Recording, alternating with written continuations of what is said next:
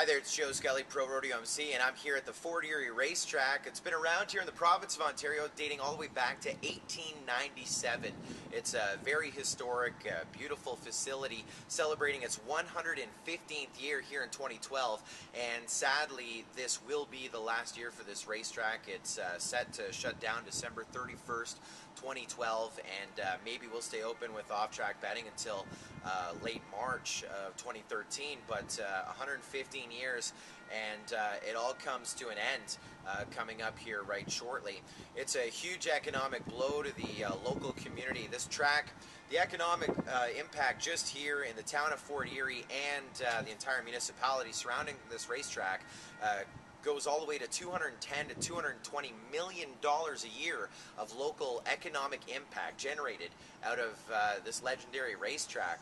The move itself is also going to put another 240 people out of work, full-time staffers, the ticket takers, the bet takers, the cleaning staff, the restaurant crew, everyone that works to keep this racetrack moving and operational every single day.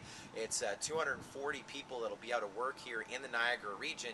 In addition to that, all the seasonal work, the part-time help in an area that's already really feeling the pinch from the economic downturn of these days. It could surpass over 300 people that'll be unemployed when this track closes at the end of the year.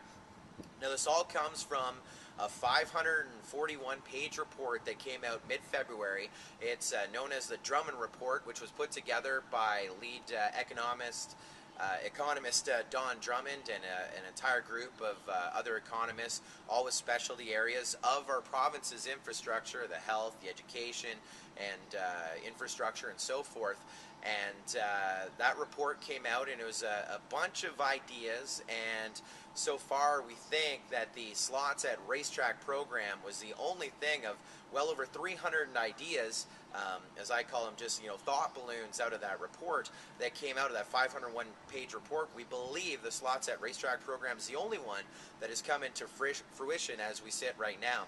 Now, in that report, there's a lot of things, and I've had the chance to thumb through it a few times, a lot of ideas in there, and really, when you read the preface of the report, that's all it was. It was supposed to be ideas, and I mean, you go through, and if you get to like the 80s, you'll see an idea, and when you get to like the 200s, you'll see an idea that totally contradicts idea number 80, just ideas to get people thinking, to get the entire economy and the entire province's budget back on track. In the area of healthcare, for example, there was an idea, let's say it's number 75, to increase, obviously we have a shortage of nurses and doctors in the province, so one of the ideas was we should increase the med school positions and nursing school positions and train more people within the medical field so that we can fill some of those positions, which was all great, but when you get to the bottom of the report, you'll see that overall universities, their budget is set at 1.5%, remaining constant with what it always has been. So an idea up here for increased more training positions down there, but we're not going to give them any more money.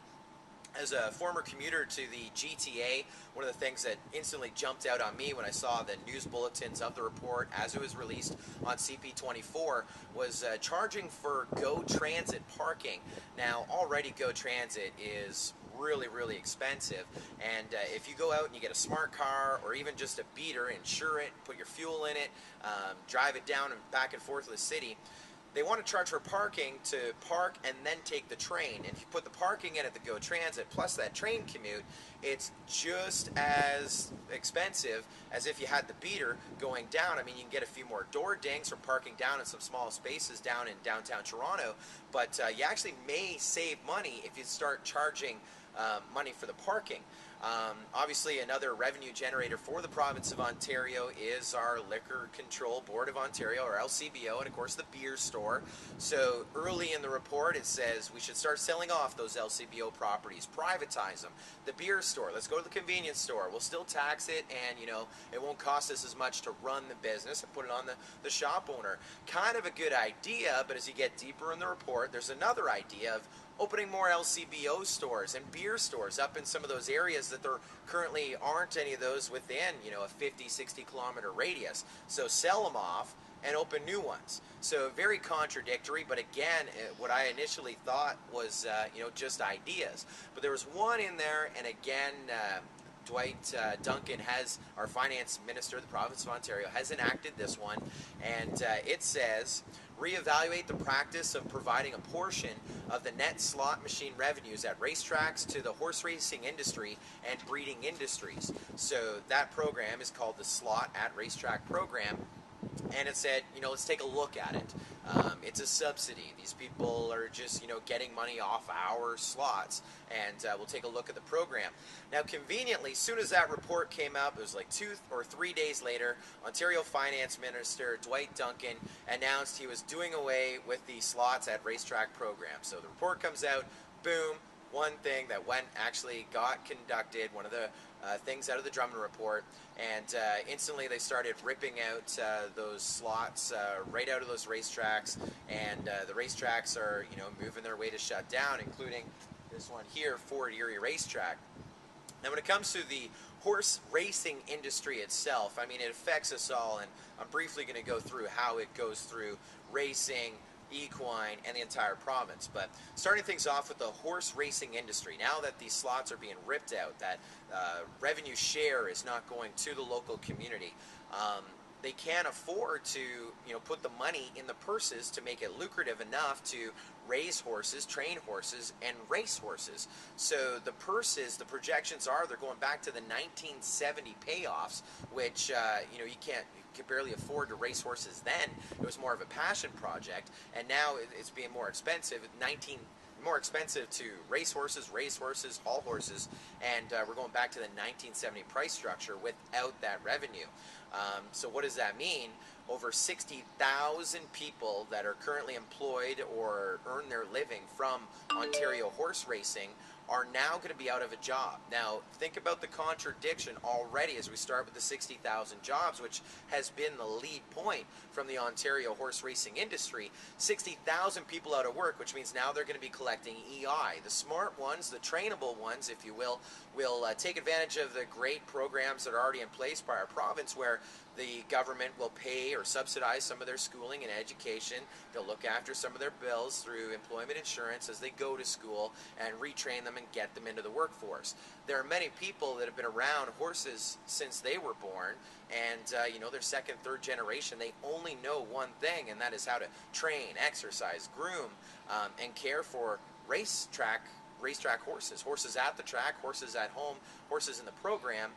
And they're out of work, and now they're into the system. 60,000 jobs that they're trying to, with the Slot at Racetrack program, trying to save some money over here.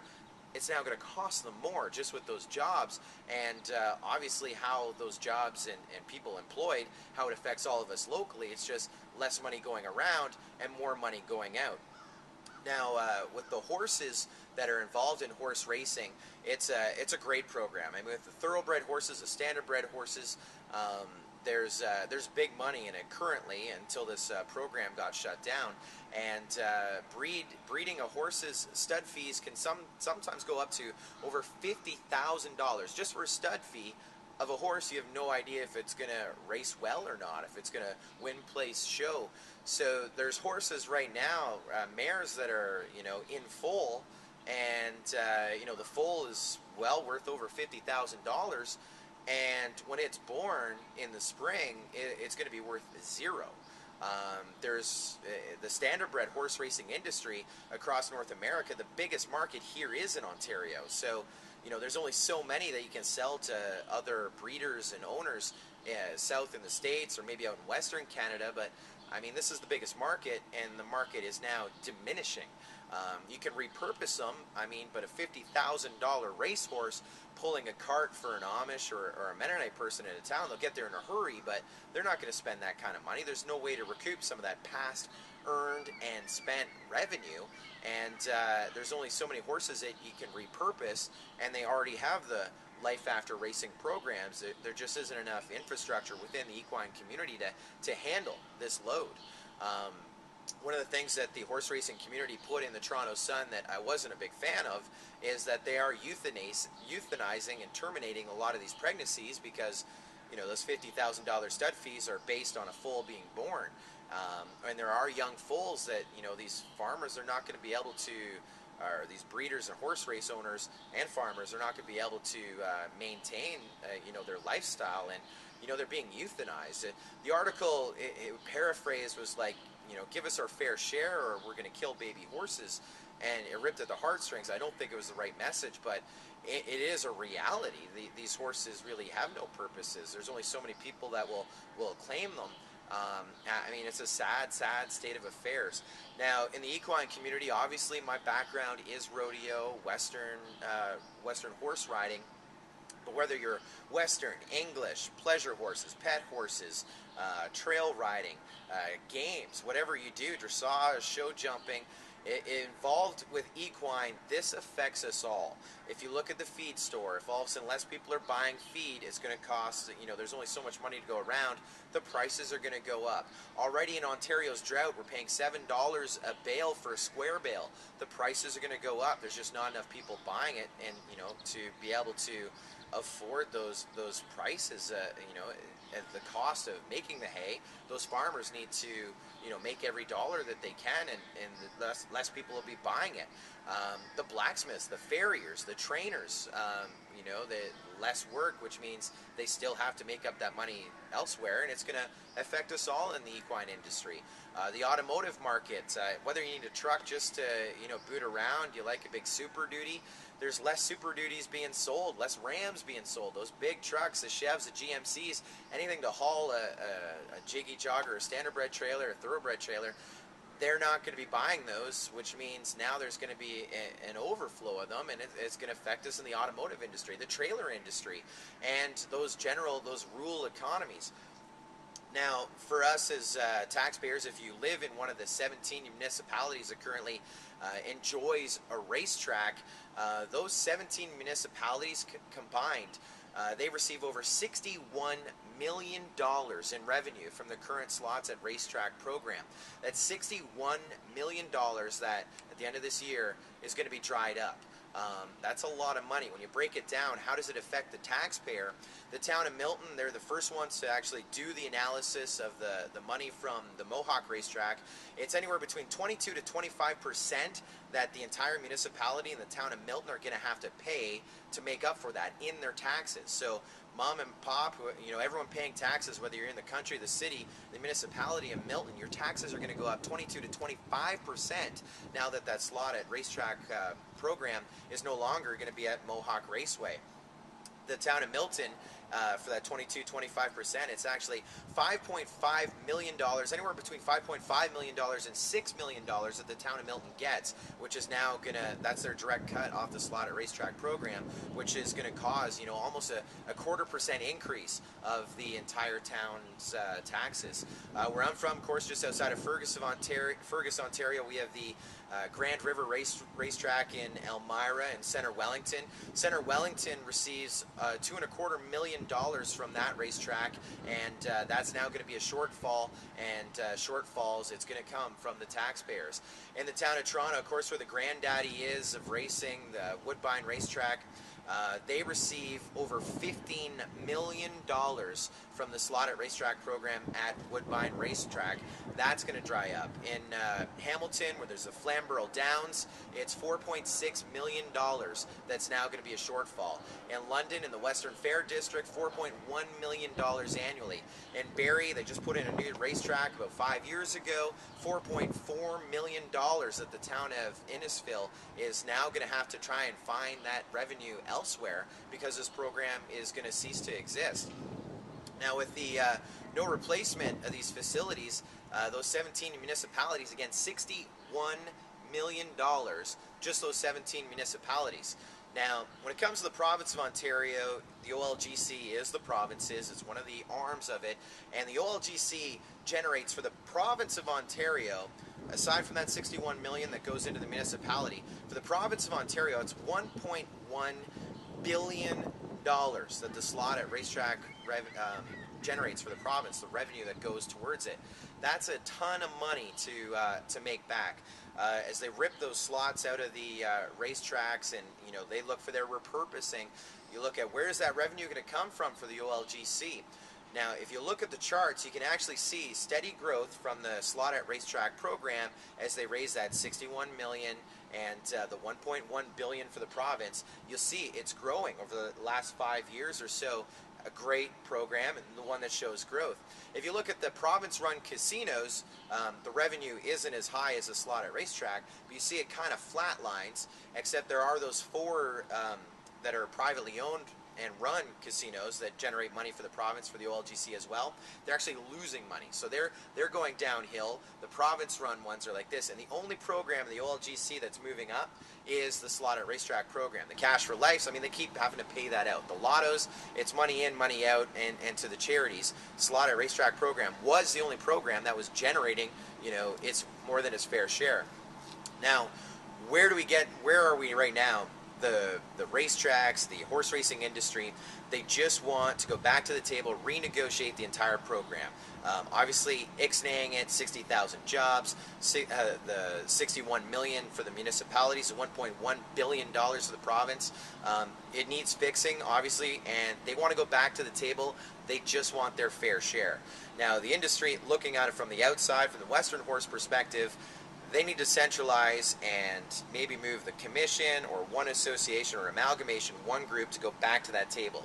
But us as taxpayers, whether we're in the equine industry or just a taxpayer in the province, we need to get involved and send our MPPs, send messages to our MPPs and ask them to go back to the table. The horse racing community, Ontario horse racing, they only want their fair share. They want to work it out. It's a great program, and there's so much to lose, and there's a lot to gain. They just need to go back to the table and work this out, as opposed to just putting the fork in it and just calling it done, like Drummond said was maybe an idea to think about, and Dwight Duncan enacted. Now, if you care about horse racing's future, if you care about your own taxes and how it affects us, you get involved. You got to tell the government of Ontario how you feel about this. Google it. You can find all kinds of information. You can go to valueformoney.ca with the number 4. You can find out some of these stats. You can find out who your local MPP is. If you don't know who that is, you can find some of the MPPs that are on Ontario horse racing side, that are on the slot at Racetrack program side. All their contact info is there. Send letters, send emails, call them, talk to them, let them know that your thoughts on it, and ask them to please get back to the table. You can go to valueformoney.ca, you hit take action, you can send your message of support for the OLG Slots at Racetrack program right to the government of Ontario from there. Now, in my rodeo announcing and when I go to equine shows, whenever I have a platform to speak, including this video, the one thing that I like to tell everyone, and obviously we've taken a lot of time here to go over some of the intricate details, but at the end of the day, the Slots at Racetrack program, it's a partnership between the racetracks, the racing industry, and the OLG and the government of Ontario. It's a partnership. There's OTBs, there's the slots, there's the racing, and obviously that gambling entertainment, it attracts those interested in gambling entertainment.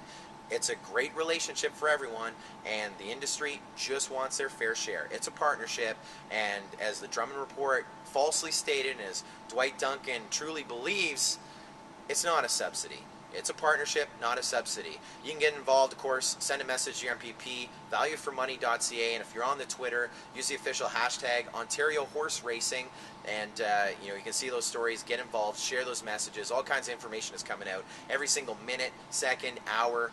All the information is out there. We need to get everyone involved, whether you're in the equine industry, the racing industry, or you're just a taxpayer here in the province of Ontario. We need to save Ontario horse racing. It's a partnership, not a subsidy. Thank you so much for checking out this video. It's been great to swing by this legendary racetrack. It's mid-July 2012. I want to come back in 2013. If we're able to somehow get them back to the table and recoup and restart the Slots at Racetrack program, we could be back here in the Tiki Bar in 2013. We're wishing, waiting, hoping, but we need each and every one of you to do something about it. I'm Joe Scully, Pro Rodeo MC. We'll see you the next time. Scully out. Heel ready!